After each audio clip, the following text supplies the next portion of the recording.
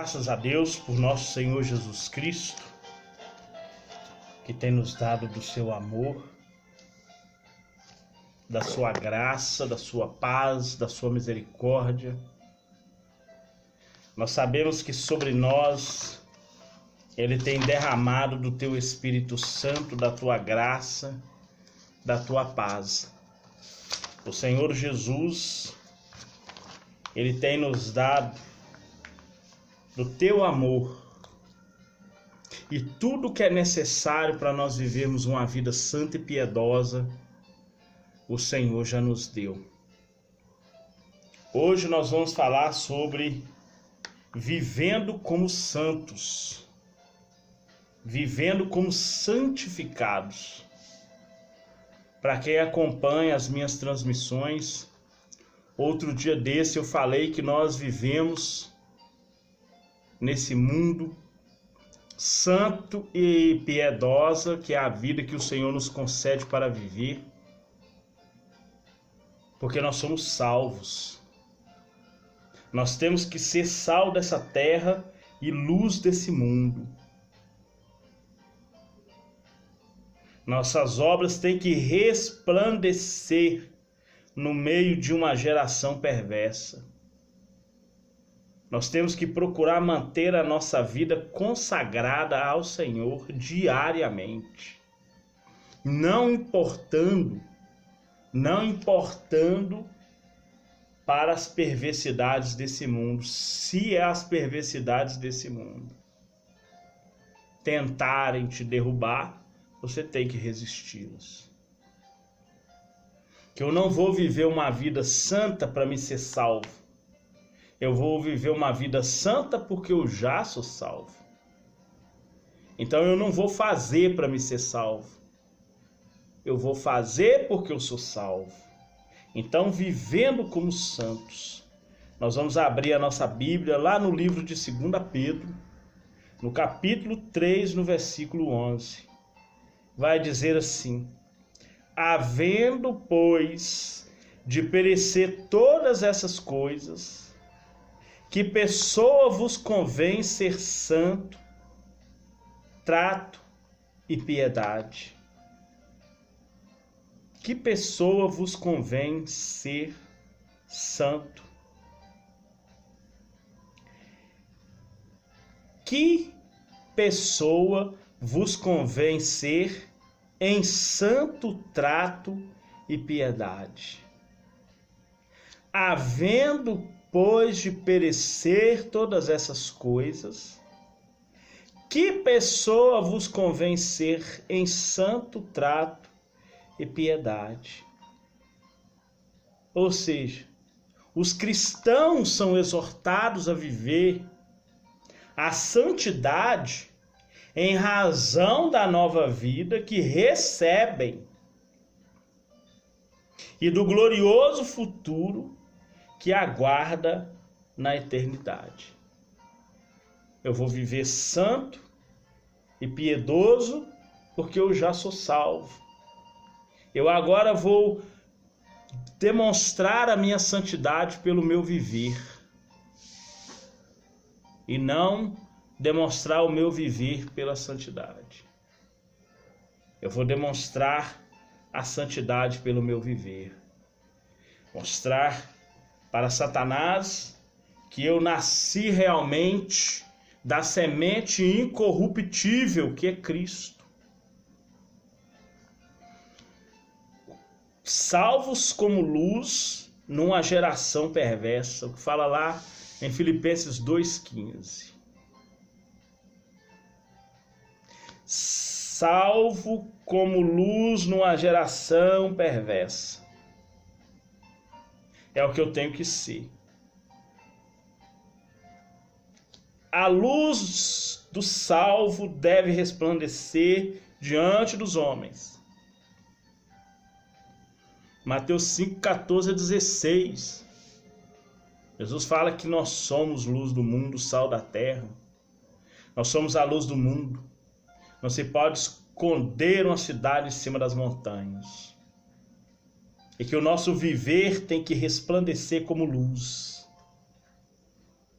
João 13:35, os discípulos de Jesus são identificados pelo amor. Jesus falou que nós só vamos ser reconhecidos como discípulos se nós amarmos da mesma maneira que ele amou. E a si mesmo se entregou lá na cruz, em meu lugar e em seu lugar. A salvação do crente é garantida por Cristo.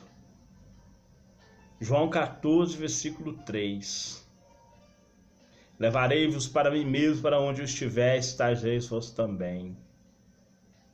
Uma herança incorruptível aguarda os salvos no céu. 1 Pedro 3, 1 Pedro 1, do 3 ao 5. Uma herança incorruptível nos aguarda no céu. As características dos que aguardam a salvação. 2 Pedro 3, 11, 14 e 18. As características do cristão que aguarda a salvação, dos que aguardam a salvação. 2 Pedro 3, 11, 14 e versículo 18. Ali você encontra as características daquele que aguarda a salvação.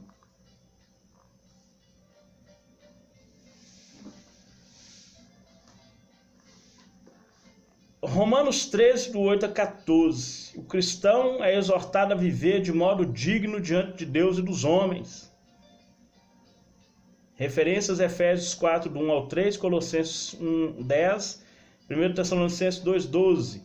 Ele também é impelido a uma vida santa, tendo em vista o iminente retorno de Cristo e o glorioso futuro que o aguarda. A leitura bíblica, portanto, divide-se em duas seções principais: exortação ao amor fraternal, versos 8 a 10, e a exortação à esperança do retorno de Cristo, do 11 a 14. Isso no texto de Romanos 13, do 8 a 14. O amor cristão. A essência do cristianismo é o amor, de sorte que o cumprimento da lei é o amor. Isso foi declarado pelo Senhor a ser inquirido por um doutor da lei, em Lucas 10, 25 a 27. Quando o doutor da lei perguntou qual era o grande mandamento, Jesus disse: ouve, ó Israel, o Senhor vosso Deus é o único Senhor, pelo que amarás o Senhor teu Deus de todo o teu coração, de toda a tua alma, de todo o teu entendimento, de todas as suas forças. E o próximo é semelhante, o segundo é semelhante: amarás o teu próximo como a ti mesmo. Se é semelhante, amarás o teu próximo de todo o coração, de toda a tua alma, de todo o teu entendimento, de toda a tua força. E ele ainda conclui: desses depende a lei e os profetas. Ou seja, o cumprimento da lei e dos que os profetas profetizaram se resume nesses dois mandamentos. Entretanto, tudo que ama é nascido de Deus e conhece a Deus. Isso está lá em 1 João 4, versículo 8, onde diz: aquele que não ama não conhece a Deus, e aquele que ama é nascido de Deus e conhece Deus. Jesus fala assim: olha, Nicodemos, necessário vos é nascer de novo. Porque quem não nascer da água e do Espírito, ele não pode ver o reino de Deus. Se ele não pode ver, ele não pode entrar para viver esse reino de Deus. E Jesus fala assim: olha, busquei em primeiro lugar o reino de Deus. Como que eu vou buscar esse reino de Deus? Cumprindo tudo aquilo que está no Sermão da Montanha, sendo pobre de espírito, sendo manso, sendo misericordioso, sendo pacificador.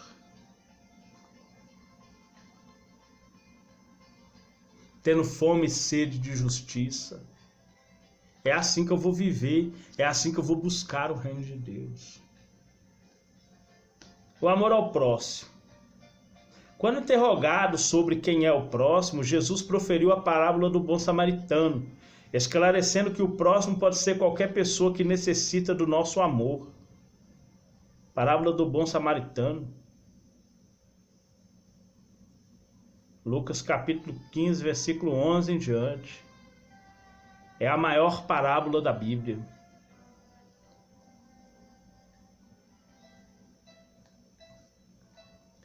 A ordenança de Jesus, portanto, ultrapassa o limite de ajudar apenas o nosso amigo ou admiradores.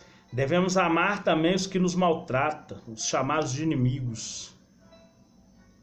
Está lá em Mateus 5, 43 até o 48. E ainda há advertência, para que sejais, porque ainda não é. Para ser filho de Deus, tem que receber o seu amor e praticar o amor de Deus. Assim como ele nos amou quando éramos por natureza filhos da ira. Romanos 5, 10 e 11, né? Romanos 5, 8 e versículo 10. Fala lá que nós éramos filhos da ira. Nós devíamos sofrer a ira de Deus por causa dos nossos pecados, mas ele resolveu nos amar. Devemos amar os que nos perseguem.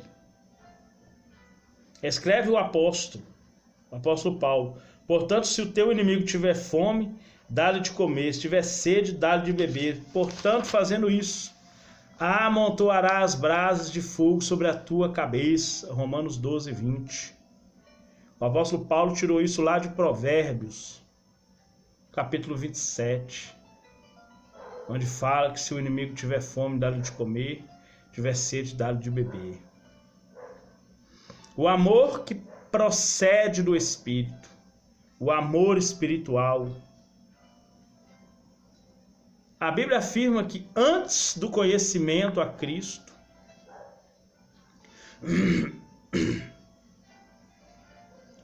ou antes de conhecermos Cristo, né? Antes de nós termos pleno entendimento de quem é Cristo, éramos odiosos e odiando uns aos outros. Está lá em Tito 3,3. Sem Cristo, ninguém é capaz de amar o próximo, muito menos se esse for inimigo. Mas como nova criatura, segundo Coríntios 5,17, quem está em Cristo não tem mais condenação, porque é nova criação. Vai viver agora como filhos da luz, né? O amor de Deus está derramado em nosso coração pelo Espírito Santo que nos foi dado. Romanos 5, versículo 5. O fruto do Espírito leva-nos a amar até mesmo os que nos odeiam. Além disso, afirmou Jesus que seus discípulos seriam conhecidos pelo amor com que ele nos amou. O amor de Cristo foi sacrificial. E com o mesmo amor sacrificial nós devemos amar, não importa quem seja. Está lá em João 13, 34 e 35. Um novo mandamento. Eu vou renovar agora esse mandamento antigo com o meu Espírito. Que vós vos revistais do Espírito Santo, revistais de Cristo Jesus. Revistam de mim, começam a viver a minha vida. E ame como eu estou amando vocês. O amor cristão é prático. A essência da vida cristã é a prática do amor e da fé. Assim como a fé sem obras é morta, né? Tiago 2,20, né? O Tiago fala, a fé sem as obras é morta. O amor que não se manifesta em atos não reflete a excelência da vida cristã renovada pelo Espírito. 1 João 3,18. João fala assim: meus filhinhos, não amemos de palavras. 1 João 3,18. Não amemos de palavras, nem de língua. Ou seja, não fala da boca para fora que ama, não. Não vive falando que ama, não. Mas amemos por obra e em verdade. Que nós, A palavra verdade na Bíblia quer dizer manifestar aquilo que pode ser conhecido. Então nós temos que manifestar o amor de Deus pelas pessoas. A palavra verdade na Bíblia quer dizer revelar aquilo que pode ser, conhecer aquilo que pode ser manifesto. Se isso é verdade na Bíblia, então nós temos que fazer conhecido o amor de Deus que nos foi manifesto. O amor é demonstrado quando o cristão obedece às leis divinas. Com efeito, não adulterarás, não matarás, não furtarás, não darás falso testemunho, não cobiçarás. E se há algum outro mandamento, tudo nessa palavra se resume: amarás o teu próximo como a ti mesmo. Então, o amor não faz mal ao próximo, de sorte que o cumprimento da lei é o amor. Romanos 13, 9 e 10. O apóstolo Paulo falou isso. Escreveu aos romanos para todos nós. O cristão não se limita a fazer o bem ao próximo, mas ama-o como a si mesmo, demonstrando que nós recebemos de Cristo o seu Espírito. Recebemos de Cristo o seu Espírito.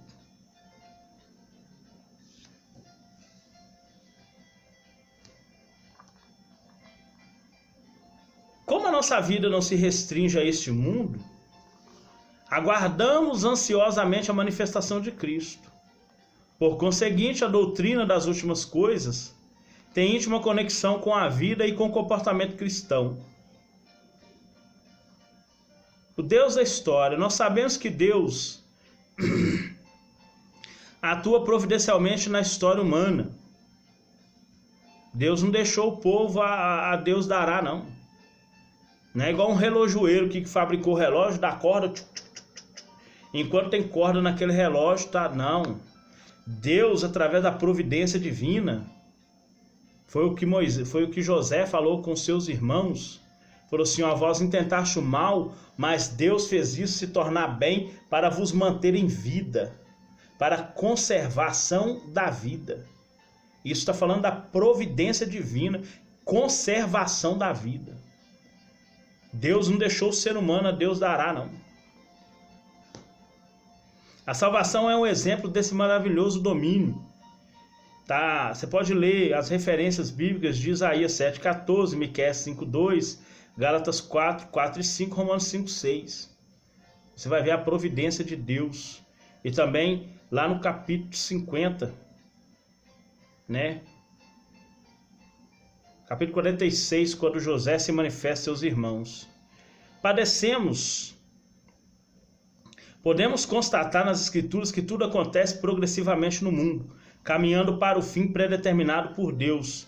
Está em Efésios 1, do 9 ao 11. O cristão deve estar ciente disso. 2 Pedro 3,12. Nós temos que estar ciente de que Deus de que Deus predeterminou o fim das coisas, a salvação. A vinda do Senhor é certa. A Bíblia afirma isso diversas vezes. Jesus falou, no Apocalipse está escrito, né? Mateus 26, 64, Jesus fala sobre a sua vinda. O Senhor virá buscar a sua igreja e estabelecer seu reino. O comportamento cristão, né? O cristão é exortado a uma vida de santidade pela certeza do retorno iminente de Cristo. Romanos 13, 11. Sua vida em nada lembra o modo de viver dos incrédulos. Por essa razão, vive como peregrino. Está lá em 2 Coríntios 5, 1. Não amando o mundo, nem o que há nele. 1 João 2, 15 a 17. Temos que enjeitar as coisas do mundo e almejar o dia que deixará para sempre esse corpo mortal. Filipenses 3, 20 a 21. Vamos subir para a glória, né? A santificação é requerida. As Escrituras ensinam que a santificação é decorrente de uma nova natureza, eleito segundo a presciência de Deus Pai, em santificação do Espírito, para obediência e aspersão do sangue de Jesus Cristo, graça e paz seja multiplicada. 1 Pedro 1:2. Foi Pedro que escreveu sobre essa condição. É requerido daquele que nasce de novo um comportamento condizente com a nova vida em Cristo. O retorno de Cristo reforça a necessidade de uma vida pautada nos padrões bíblicos. O amor de Deus implantado e sendo aperfeiçoado no crente pelo Espírito Santo é imprescindível para o apropriado relacionamento do crente com o próximo. A nossa vida, ela baseia-se também na vida do nosso irmão. E que Deus possa te abençoar poderosamente em nome de Jesus. Pai querido, Pai santo, Deus de amor, de paz e de graça. Nós agradecemos ao Senhor nesse momento pela Tua palavra, Pai. Que o Senhor continue nos abençoando em nome de Jesus. Amém. Fiquem com Deus. Deus abençoe vocês.